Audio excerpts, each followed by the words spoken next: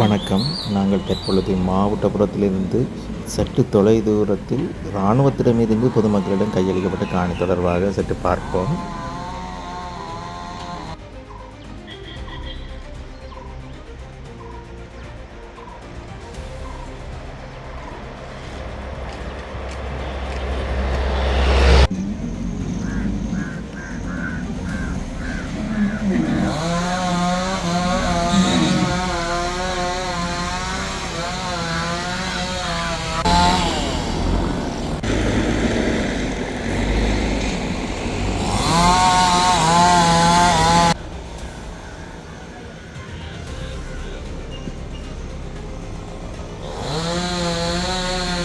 வணக்கம் ஐயா.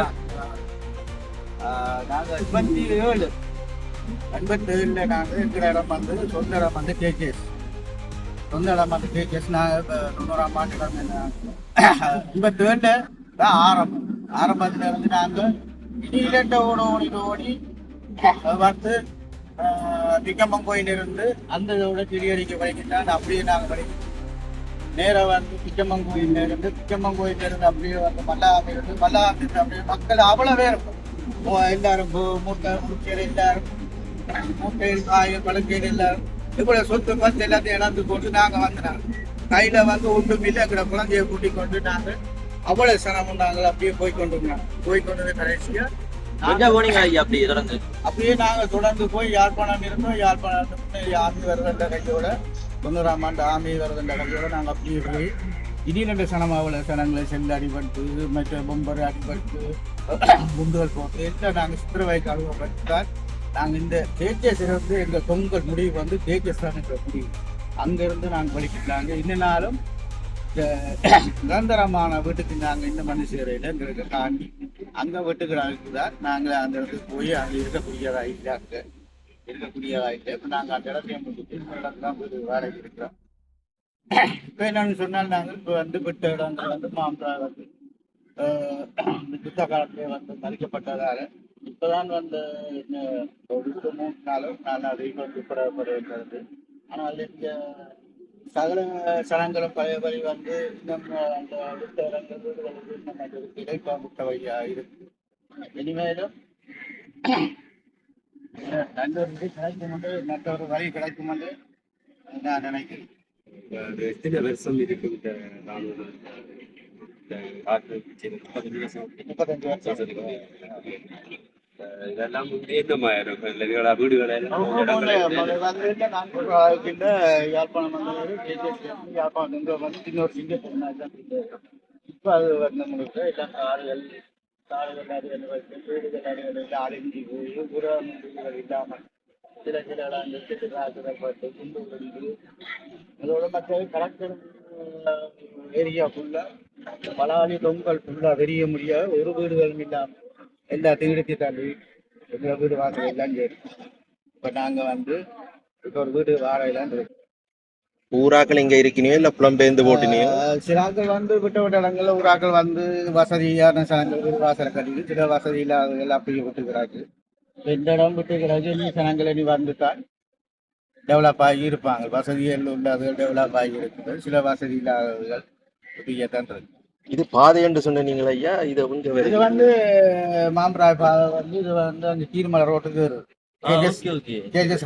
KKS road ஃபுல்லா இங்க இருந்து கடற்கரை ஃபுல்லா சைட்டால அப்படியே போனா சின்ன ரோட் மாதிரி இருக்கு. இல்ல வீடு இப்ப வந்து அந்த புல்லுகள் ரோட் சின்ன இனி அது போக சனங்கள் போறாங்க. அது பெரிய ரோட்டா தெரியும். இது வந்து கீரிமலை ரோட் அந்த கடற்கரை ரோடு சேந்தாங்குளம் மற்றது மாதகள் அந்த சைட்ல அப்படியே கார்னர் உங்களுக்கு போகும். ஐயா குறிப்பிட்ட காணியை விட்டு வைக்கணும். ஆனா ஒரு பக்கத்தால வர்த்தமானி அறிவித்தல 2500 ஏக்கருக்கு மேல காணியா வச்சிருக்கிறாங்க. இதை நீங்க என்ன மாதிரி பாக்குறீங்க? என்ன நீ இவங்கள் என்னன்னு நான் சொல்லக்கூடியதா இல்லை. இனிமேலும் என்ன மாதிரி வருதுன்னு தெரியாது. அந்த இடத்த இந்த மாதிரி அதை எடுத்த வழியா இந்த மாதிரி வருதுன்னு இனி நான் சொல்ல தெரியாது. நீ அவங்கள எடுக்கிற முடிவு தானே, நாங்கள் எடுக்கிற முடிவு தானே. இன்னைக்கு எத்தனை வருஷத்துக்கு கூட இந்த ரோட்டை விட்டுருது. அதே மாதிரி அதுகளும் என்ன மாதிரியும் தெரியாது. எத்தனை ஏக்கர் ஒரு ஏக்கரா இருக்கும் இப்ப விட்ட விடுவித்த காணி.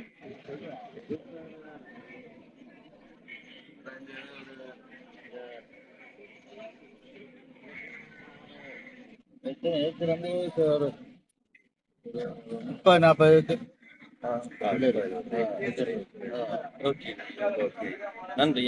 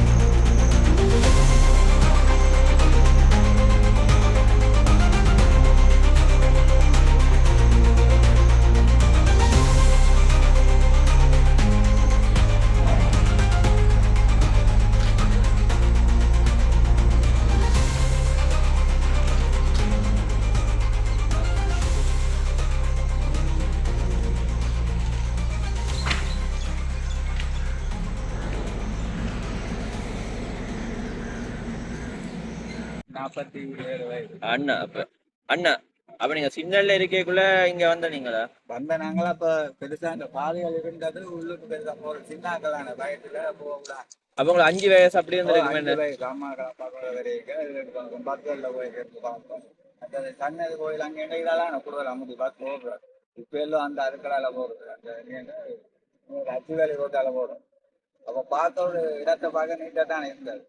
அப்ப பார்க்க இதா இருக்கும். மற்றது ஒரே முந்தி பக்தியான வேளாறு கூட ரோட்டு வழியை நிற்பாங்க. அது நல்ல இதா இருக்கும். அப்ப அப்படி இருந்ததுக்கு இப்ப பார்க்க இப்படி இருக்குன்னு இருக்கும். முந்தைய ஒரு பூங்கா மாதிரி தான் இடம். அவங்களா ஜனங்கள் கூட பக்தியான எந்த நேரம் மிஷினரி வேலைக்கு வந்ததுக்கும் பார்க்க ஒரு சந்தோஷமா இருக்கு.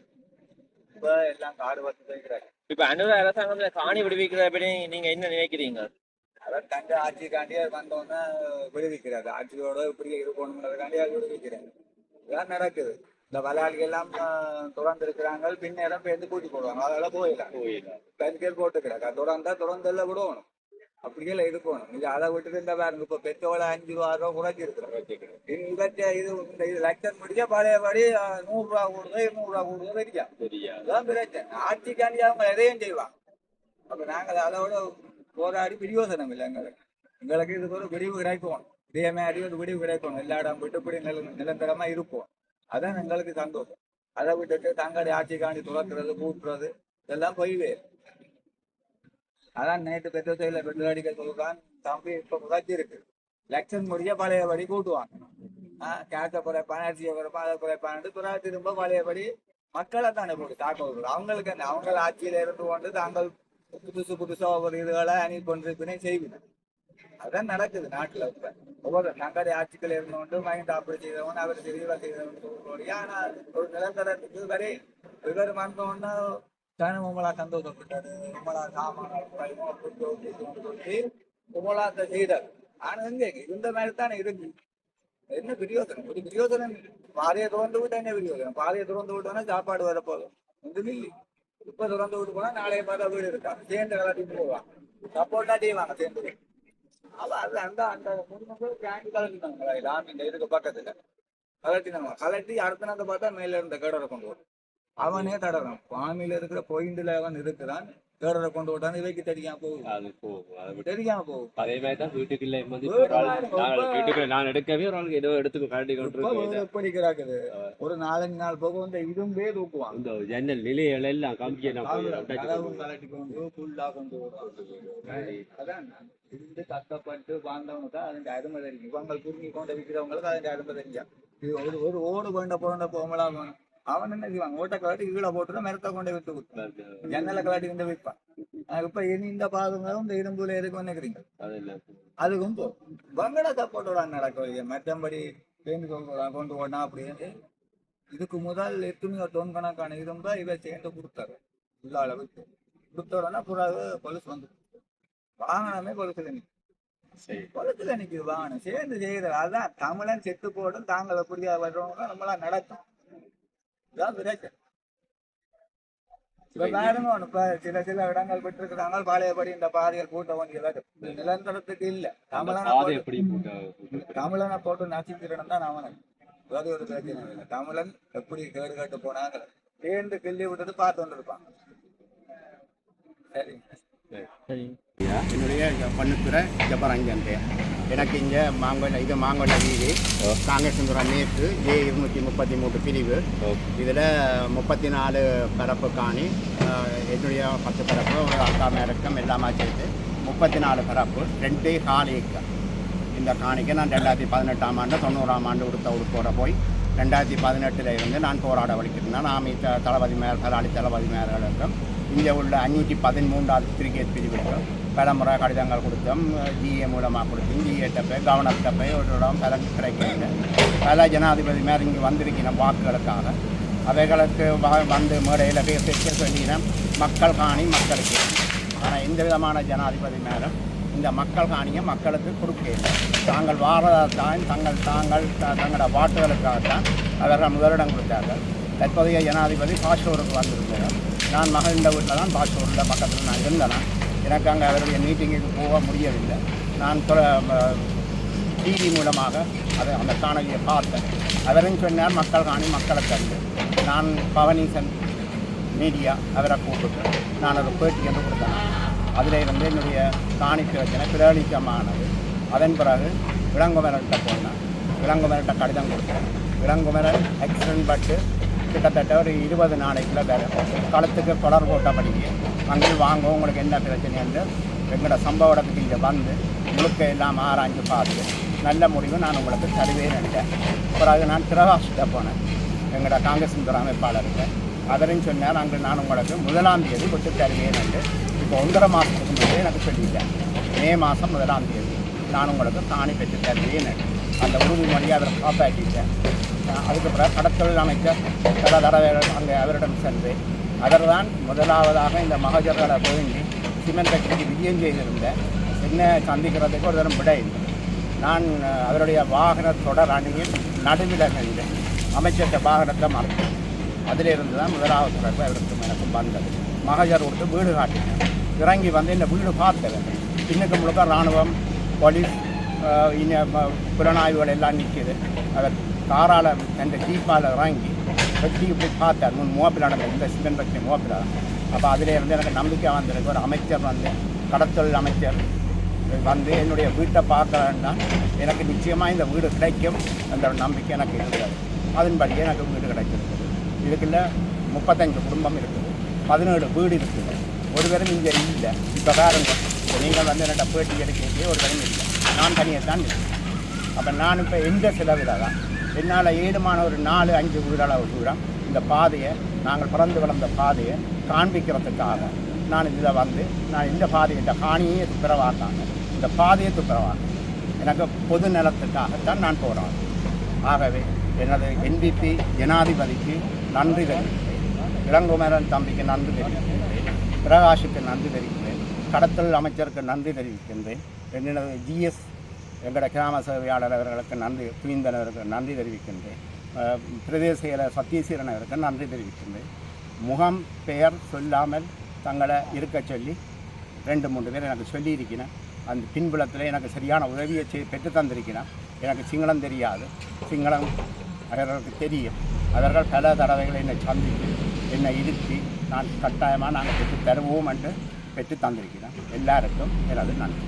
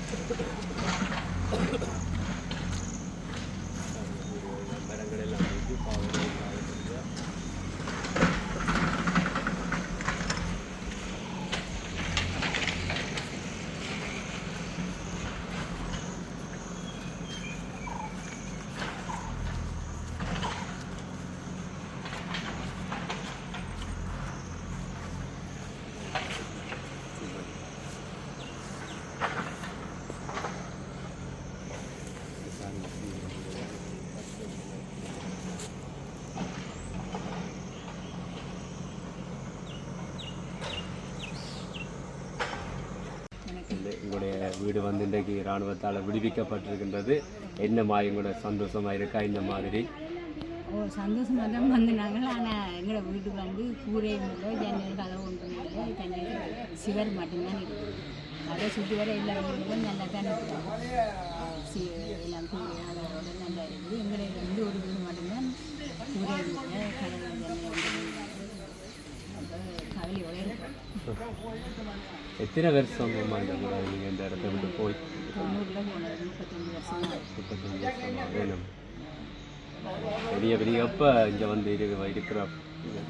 கூரையெல்லாம் இருந்து தானே நாங்கள் இப்போ வந்து இருக்கலாம். ஆனால் ஒன்றும் இல்லையே, இது நாங்கள் திருப்பி காசு இவ்வளோ காலம் சொந்த வீட்டில் இருந்தீங்களா இல்லை வாடகை வீட்டில் இருந்தீங்களா? என்ன மாதிரி இடம்பெயர்ந்து போய் என்ன மாதிரி?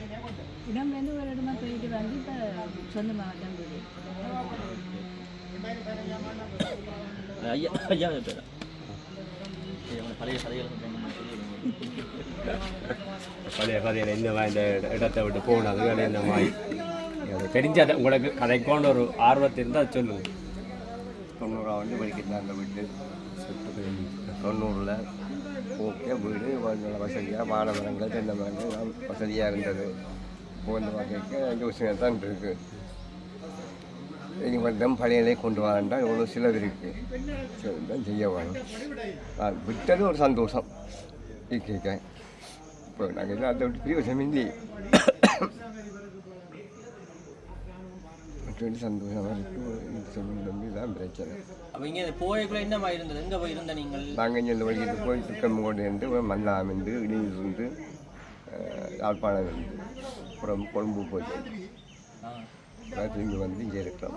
கொக்கில் இந்த வீட்டில் இந்த இடத்துல இந்த போராடவும் இவ்வளோ இடம் ஐயா போய் வந்து போயிட்டாங்க. வடாமுடிந்து தான் போய் வந்துடுறாங்க. இப்போ தான் கடைசியாக இந்த 2025 இந்த மாதம் தான் இந்த இடத்துக்கு வந்து 34 வருஷத்துக்கு பிறகு மண்ணை பார்க்குறீங்க.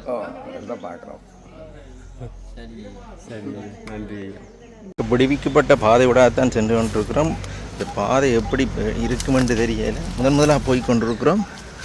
பாதையின் நிலைமையை பார்ப்போம். என்ன நிலைமையை 35 வருடங்களுக்கு பிறகு போய்கொண்டிருக்கிறோம்.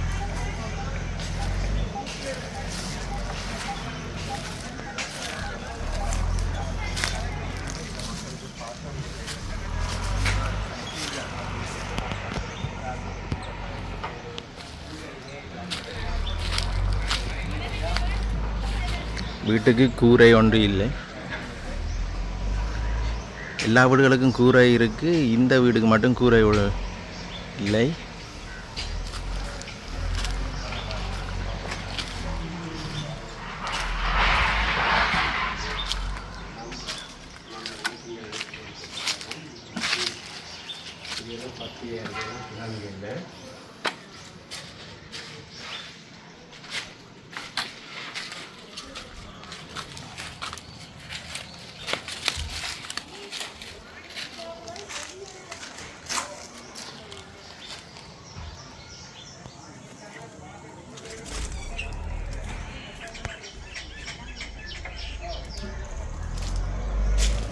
உங்களுடைய பேர் என்னம்மா?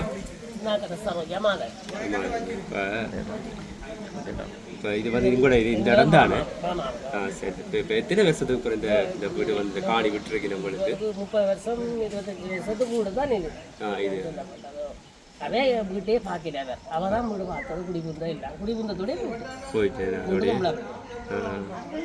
என்னம்மா வீட்டை பார்க்க எப்படி இருக்காம்மா இருக்கு? கொஞ்சம் ஓரளவுக்கு ஹவா இல்லாமல் இருக்காரு. மற்ற வீடுகள் ஒப்பிடைக்க இந்த வீடு கொஞ்சம் பார்க்க நல்லா இருக்கு.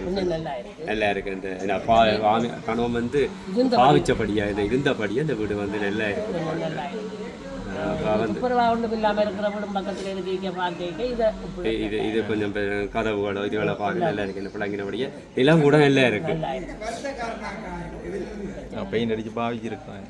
இப்போ நல்லா பிளங்கி இருக்கிறாங்க இந்த வீட்டில்.